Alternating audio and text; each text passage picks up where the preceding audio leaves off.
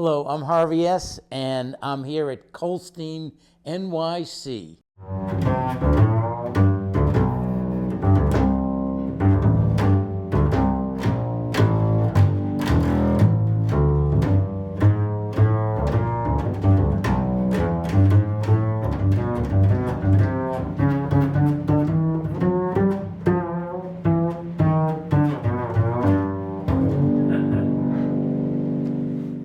Hello, I'm Harvie S., and we're here at Kolstein, NYC, Harvie's Corner. And this is a podcast which is called Bass in the Corner. And we interview bass players who are on the scene, who you will see all the time if you go to a jazz club or you go to a cabaret or you're in a Broadway show or you're out a little concert on the street. You never know. These are the musicians that are the lifeblood of the music scene. Now, they don't always get a lot of credit for what they do, but they do get a lot of work. They make money, and they play with the great musicians, and they make it happen. So that's what kind of this podcast is about. Seeing some people that you normally won't see and hear stories about them that, quite truthfully, I haven't heard yet either. So I'm pretty excited to hear these stories. So anyway, we're going to have a very special guest here, great bass player on the scene, a person who is the lifeblood of the New York music scene, Mr. Paul Beaudry. What's happening? Hey, Paul. Yes. And also a good friend of mine. I'm proud to say. I was thinking about it the other day. I hate to age myself or yourself. I think it's almost 30 years since the first time that we actually met each other. Yeah, we've known each other a while, so it's getting to that point. Great to have a chance to do this. Absolutely. People can look you up and, and they say, oh, yeah, on the Wikipedia, and he did this and he did that, But I'm kind of like trying to go for some other stuff that may not get into Wikipedia. Okay. And first thing, like talk about, you're doing some interesting projects. Yeah. And so I'd love to hear about that. Okay. Actually, let me just go ahead and start. Go ahead and start. Here we go. When COVID hit, that was an interesting time for everybody. Oh. I had a full schedule. Tell me about it. Everything stopped except for a handful of video lessons. And, and I started thinking, I'm like, many of us have done things that are instrumental to who we are as people. And some of those things don't even exist anymore. And some of the greats have passed. And I'm like, while everything was in the shutdown, everybody's at home, I'm like, I think the students in my neighborhood should know about some of this stuff. Why do they have to wait until they get to, Columbia University or something like that? Oh, yeah. I got all this valuable information. We're in the middle of a shutdown. We're sitting at home, ain't nothing happening. I'm like, I want to tell the kids in my neighborhood what this is, Yeah. So I literally joined the Department of Education and became a full-time public school music teacher for a couple years. Oh, really? Yeah. Oh, okay. Wonderful. And so I did that for like 3 years. And in the process of doing that, I was still gigging and doing stuff, and started working with Brian Stokes Mitchell and a number of other people. And lately I've been playing a lot with Camille Thurman, Alan Harris, and a number of others. But I was like, as I was connecting to the students, I was noticing, and I was remembering one of the first reasons why I got into music was really more of a spiritual thing. Because actually I got my first degree in computer science. I used to work for Apple and IBM in the mid-90s. Oh, I didn't even see Yeah. that. I didn't know these things. Yeah. I had no idea. I used to do artificial I intelligence just knew when he I was a 19. great bass player. I didn't know about the other stuff. So anyway, but I was kind of going for a little bit more of a spiritual thing, and I started realizing in sound healing, they've made many, many advances. And I've been kind of like a sound healing, enthusiast. I got a couple bowls here and there, and I buy a book or two every now and then. But one of the things I used to do with my students is I would have a whole area of what to do as a career if you wanted to go into music. And we're all familiar with performers, they're on, TikTok and all that. But I said, you know what, if you know something about music, there's a lot more that you can do with that. And so let's go ahead and explore that. And I started noticing how much more they've gotten into understanding how rhythms affect the body. Oh, yeah. Harmony affecting the body, resonance. And so I, aside from continuing to play and tour, I just had another great concert last night up in Vermont, Camille Thurman.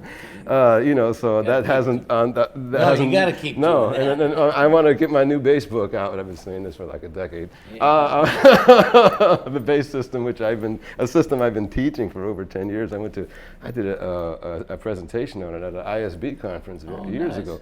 So I still teach out of that system. I still use that system in order to learn how to play the bass. It's my way of getting around on the instrument. But aside from that, I'm starting a new podcast called Paul Beaudry, Resonance Energy. And I'm just talking about, resonance energy and energy resonance as it relates to a number of different things. Rhythm, sound, music, but also sound healing, what it's able to do for the body medically. Because we're familiar with music therapy as a form of psychology. That's been around it's for a long it's time. obvious. You can make people feel better by listening to the right song. You change your feelings instantly. But now we're getting more into, when a certain sound happens, what happens to the body physically. So now that's a medical thing instead of just being a psychology thing. Well, do you remember this guy, Dr. Diamond? No, I'm not familiar. Yeah, there was a guy, Dr. Diamond, and he was in, and this is way back, I remember reading his books, and he made a point of like that when sound comes in, your ears hear it, but it goes in all your chakra points. That's right. So it Absolutely. isn't, we think sound only goes to your ears. It goes in, and it's a vibration. It's a it goes vibration. into your body. That's right. And he used to do this one test where he would take your hand like this and he would push it down and he would play like some amazing great music and your hand would be like that. Then he would play some really crappy music and your hand would go like that. That's right. Yeah. There's a word for that. So that's kind of, yeah. I'm sure that was the earlier version of what you're doing now, but I'm a believer in all that. And I really think this is a wonderful thing you're doing. And one of the things I started noticing, even back when I was just doing jam sessions in New York around the early 2000s, because as a bass player, you're doing the jam sessions and you're getting the chorus number 200 on Cherokee and there's 7 or 8 not at my saxophone jam session. Not at my No, jam not yours. I'm talking I about, don't allow that. when I was But fresh it in town, happens. when I used to do the gigs, I And went that's from 1 why. a.m., from the 1 a.m. to 4 a.m. gigs when I first in town, hoping to make a couple I dollars here and there. remember. I have some horror stories I won't get into. But I started noticing that, if I was thinking something, I would notice those thoughts being reflected out in the audience. Like if I was like really bored and started thinking like I got to do my laundry tomorrow, I got to do this, I would start notice the audience start doing like this and I was like, whoa. But if I'm really into the music, like really inspired by the music, the people who hear it would be inspired as well. I was like, whoa. And then I started thinking like, well, what happens when you're a performer and you approach the performance with a sense of gratitude, like just genuine love, gratitude. Like we're gonna uplift everybody in this room right now. And when you walk out of here, you're gonna be a different person when you came in. And that's the spirit in which you play for the entire show. People are gonna walk out having one of the best experiences they ever had. Right. It's not about how many fast notes you can play and how. It's really about making the connection. Making that connection. Now the notes are a part of that.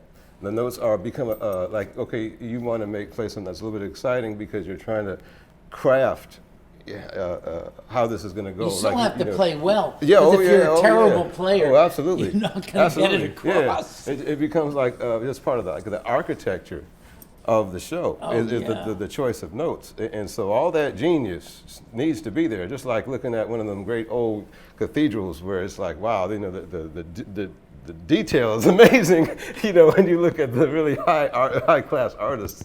And while the details are amazing, they're still telling you a story. Right. And so, I think that's why Miles Davis would reach so many different levels. Mm-hmm.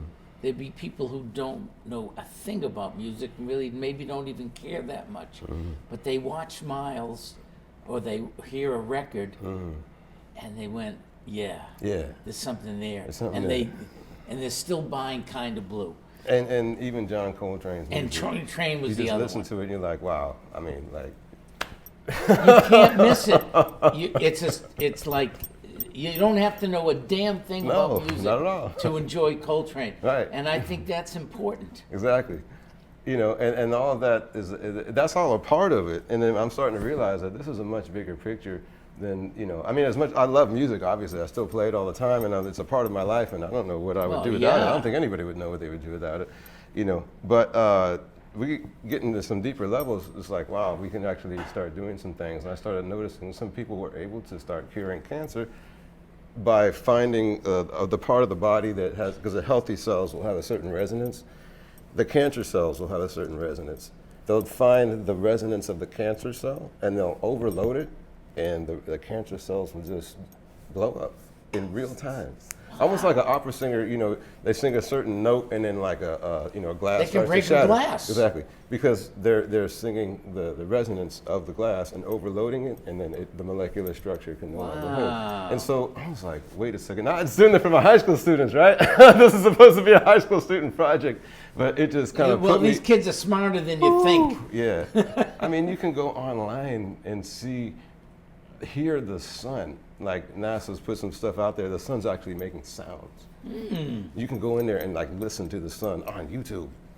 I mean, they didn't have this when I was a kid. They didn't even have this 10 years ago. And so I'm just loving right now, like how much information is just coming out of the woodwork about all kinds of different things. And in my opinion, and a lot of it just goes back to resonance and music, and go back to the very beginning of the book of Genesis, and the word was sound, and sound kind of created everything. Right. You know? And we didn't have recording stuff, you know, like 1,000 years ago, but I think music was used a lot, was very powerful. Yeah. More powerful than we realized. So much. But there's no recording, so we don't really know what it did, but I'm sure it's been used for healing for a lot longer than we think. I'm probably going back 3,000 to 4,000 years. They're finding It's the very resonance possible. of certain stones and ancient structures, and Oh, yeah. you know, like I'm always into like ancient things and the pyramids, and you know, Göbekli Tepe, and I you know, reading ancient books, and they were aware, you know, like Stonehenge. You find out some of the rocks are resonating at a certain frequency, and it's like, whoa, these guys knew a thing or two.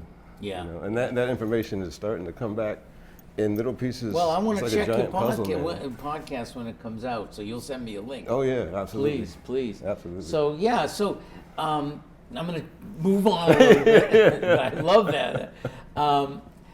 You know, it's like I always joke around. I said, like when you were a kid, I can't imagine your parents said, "Okay, Paul, we want you to become a bass player." No, it did absolutely not happen, right? No, not at all. So That's why I couldn't there just had study to be music when some I first went to crazy school. way. That's why How I had did to you- do computers my first 4 years. Yeah. My first degree was in computer science. Yeah. And I finished it, then I went to music school. So But how did you get? Were you playing bass when you were younger? I was a drummer. I was a drummer all See, through I find junior out high this school, stuff. high school. No and wonder then- your time is so good. And for 1 year, I was just a straight up percussionist. I used to practice marimba, Really? shakere, djembes, timbales. As a matter of fact, when I first came to New York, I was a better drummer than I was a bass player. I used to sit in on drums at Smalls and a lot of the jam sessions. I used to I had no be a idea. ringer for some Afro-Cuban bands, playing congos and playing timbales. Oh my God! Oh, wow. We had Ruben Rodriguez here before. I know. Yeah. As a matter, I stopped doing it actually when there was one time somebody called me and it was a college student band. It was a post-college student band, but they were doing some salsa gigs and on this particular occasion, Hector Martignon was going to be on piano. Hector, a good friend of mine. Yeah. And so they called me as a ringer to be a percussionist. And I didn't realize Hector Kurt Young was going to be on the gig. I thought it was just going to be some college students. Right, you got And one so of I them. get there, I'm playing timbales, I'm playing congas, and Hector just kind of looking at me. I'm like, dude, I'm a bass player. And then I stopped doing it. It's like one of those New York moments where you get caught. And it's like, It's okay. okay. You know, I get so, it. yeah, so But you since start- then, we've played together, you know, piano and bass, and it's cool now. But I remember, I'll never forget the way he looked at me that day. I'm like, okay, I'm not going to play congas professionally anymore. It's not cool. Oh, that's funny. Wow, I had no idea you. But see, all that kind of training is good because when you're playing with a group, you really understand what the drummer's doing, Oh, yeah. and so you know what to do with it. Oh yeah, absolutely. You know, and even though I don't play the drums, I'm always studying and listening to the drums so that I know what I can do to be with them. Right. Yeah, and then also it starts to become like an ESP thing, like a psychology thing, where you really start getting deeper into the notes rhythmically. And there's nothing like when the drummer and the bass player is together in the same place at the same time. That's the Swing, deal. baby. So why? I mean, you changed. Why did you decide? I mean, I think if you had continued working hard at percussion, you would have been fine. But you decided, well, I want to play the bass. Right? Yeah, I think what was happening is I found that I was also a composer, and I just wanted to. I'm not trying to put percussionists in a weird spot, but I wanted to play an instrument that actually had some musical notes on it. You like wanted to go Mingus, for more harmony You stuff. know, and I would study the compositions of a lot of great bass players. Even Sam Jones wrote some great tunes. A lot of great bass players wrote a lot of great music. Of course, Mingus is probably the most popular. Oscar Pettiford. Oscar Pettiford, and know, Ray Brown's music, and so. Paul Chambers wrote great tunes. Yeah, that's right. That's right. And so I think I wanted to stay in the rhythm section, but I wanted to start dealing with harmony and melody, and then being able to bow stuff too, Yeah, no, And you made the primary change. reason. Yeah. Well, good. It's been a good change.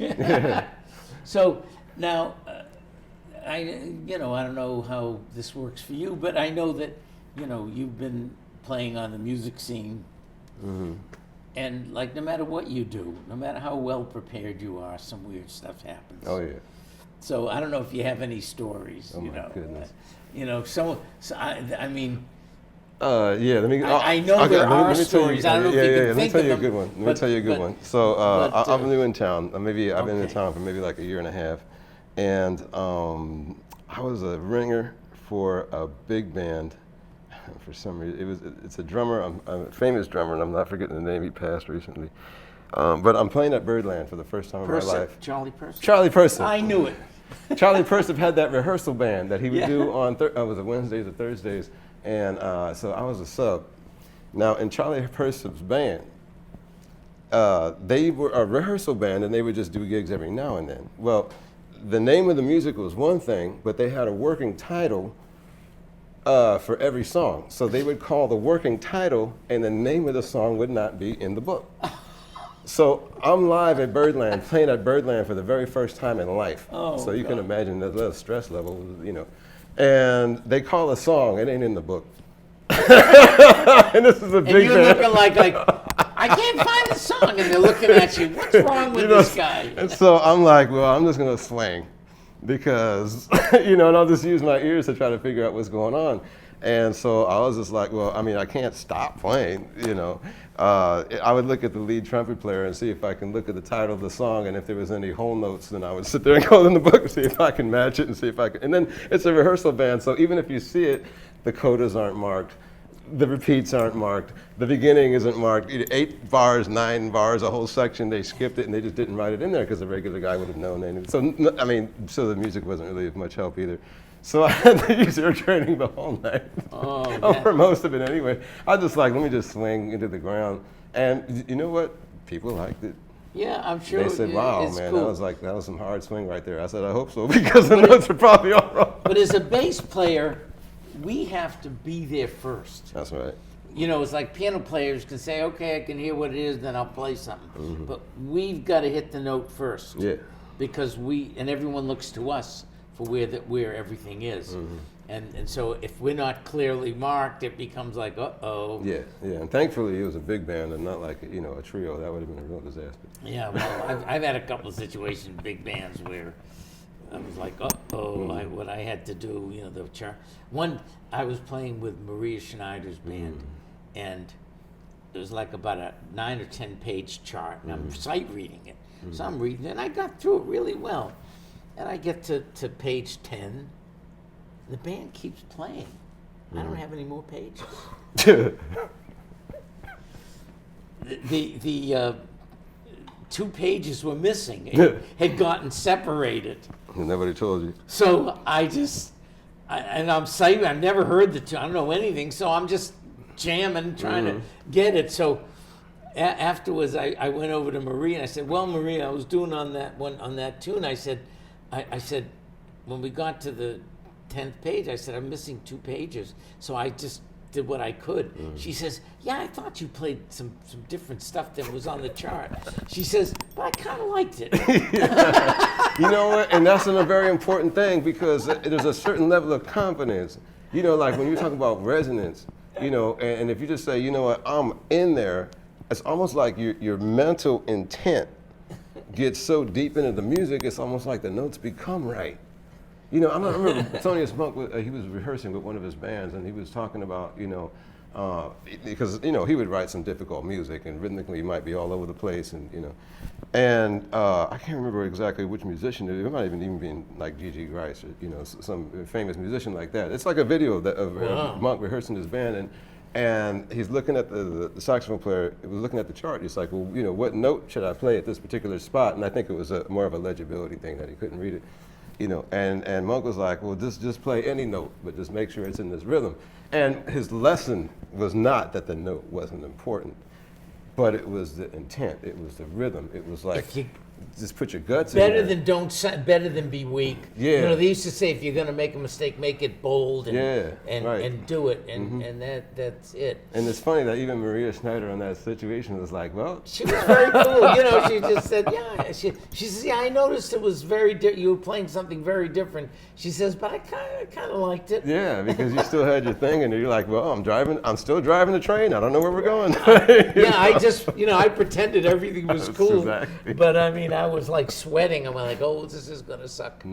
So now, the last thing is like, you've been to the shop because you've been to the jam session, and you've been here. So, but you know, just give me your thoughts of this new. It's kind of a new place. Right. I'm the first thing that I came in here, and I just thought this place was just beautiful. I felt like a kid in the candy store. First of all, you walk in here, there's basses all over the place. I'm like in love. I'm like, here, deep sounds and beautiful bows, great instruments. I'm like, I don't want to leave, like, you know, Charlie and Wonka in the Chocolate Factory. That's really kind of what I felt like. It's and like, so, you know, and then, it's a whole thing. Absolutely. So I'm just glad it's here. And, you know, I was telling some people that's Eddie Gomez's bass. Wow. That's the one that's on a lot of records.